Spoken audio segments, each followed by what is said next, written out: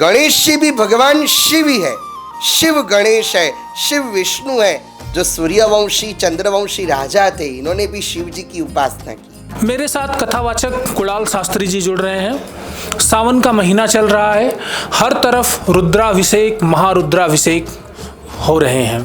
तो हम कुणाल शास्त्री जी से जुड़ेंगे और जानेंगे रुद्राभिषेक महारुद्राभिषेक की क्या महिमा है और यह किस प्रकार से फलदायी होती है, इसके क्या विधि विधान है, क्या नियम है, कैसे करने चाहिए। जी, पहले तो मैंने बताया कि अभिषेक करने से आत्मा की शुद्धि होती है और आत्मा का अर्थ है मन, और इसीलिए वेदों में कहा है कि तन में मनः शिव संकल्पमस्तु।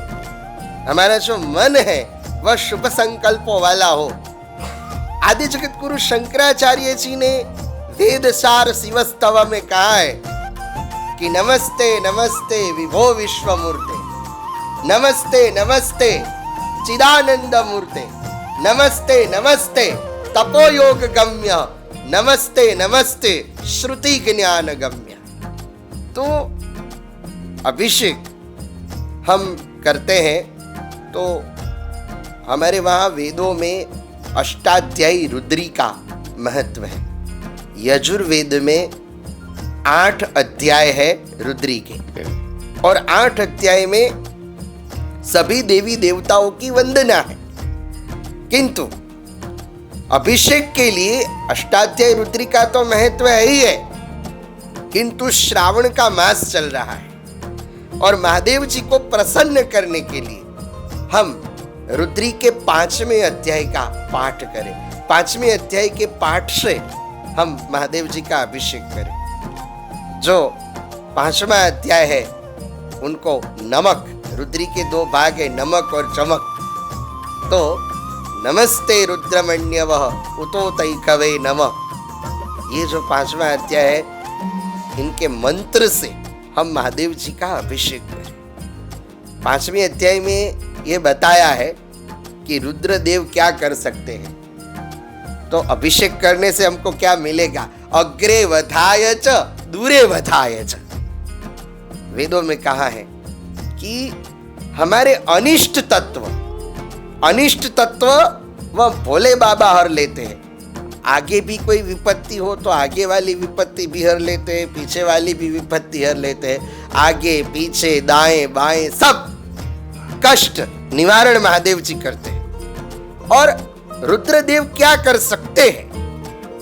तो अष्टाध्यायी रुद्री के 5वें अध्याय में कहा कि नमोस्तु रुद्रेभ्यो जे देवी जे खम मन्न मिखावः तेभ्यो 10 प्राचीर 10 दक्षिणा 10 प्रतीचिर 10 दशोद्वाहा तेभ्यो नमो अस्तु तेनो वन्तु तेनो मृडयन्तु ते जम दिग्मोजश्चमो त्विष्टितमे खम जम्भे दधमा।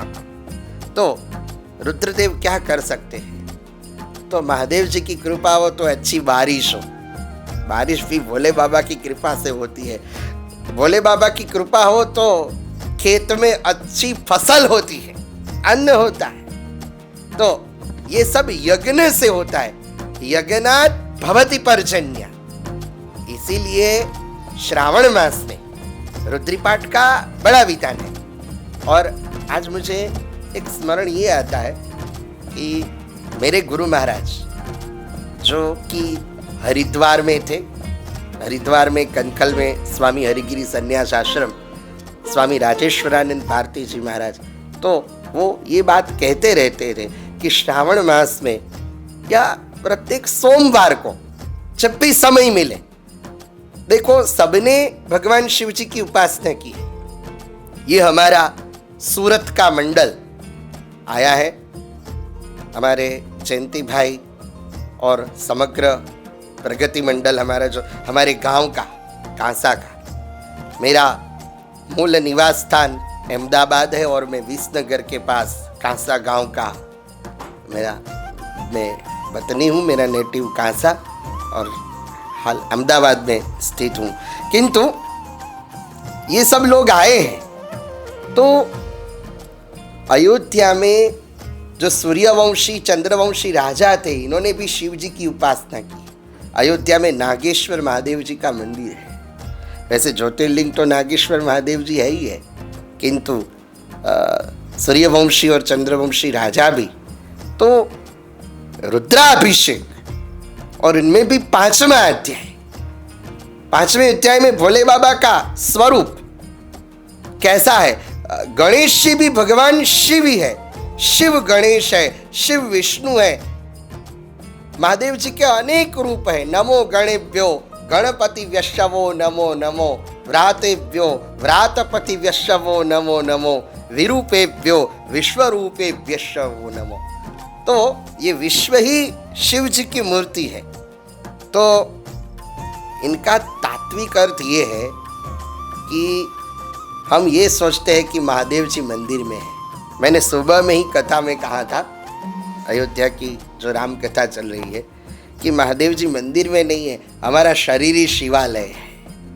हम स्नान करें तो हम ये न सोचे कि हम स्नान कर रहे हैं, हम भगवान सदाशिव के लिंग पर अभिषेक कर रहे हैं। ये शरीर ही शिवालय है। आत्मा त्वम गिरिजामति, आत्मा शिव है और मति पार्वती माता जी है। आत्मा त्वम गिरिजामति, और इसीलिए कहा कि दिल का बड़ा तू दाता, सिमरू में शिव भोलेनाथा।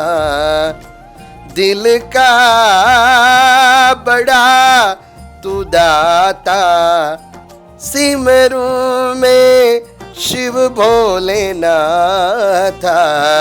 सुन ले पुकार मेरी, पूजा करूं मैं तेरी।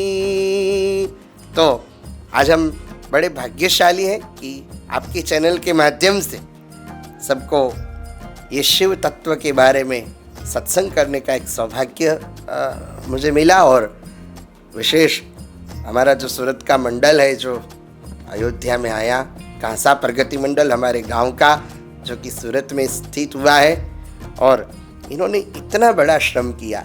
मैं सोचता हूँ कि श्रवण तो एक ही, इन्होंने माता पिता को यात्रा कराई, इन्होंने कैसे कितने भी बुजुर्गों को यात्रा कराई। तो हम आए हैं, तो बस हम यही प्रार्थना करते हैं कि भोले बाबा सबका मंगल करे। सर्वेत्र सुखिनः सन्तु, सर्वे सन्तु निरामया, सर्वे भद्राणि पश्यन्तु, मा कश्चित् दुःखभाग् भवेत्। देखा आप लोगों ने, रुद्राभिषेक भगवान शिव को प्रसन्न करने का एक सबसे बड़ा अभिषेक है, और उसको लेकर के कथावाचक कुणाल शास्त्री ने बड़े ही भव्य रूप से, बड़ी ही सारगर्भित तरीके से समस्त बातों को समझाते हुए तिलक पत्रिका पर उन्होंने बातचीत करके जानकारी दी। मैं देवेश पांडे, अयोध्या।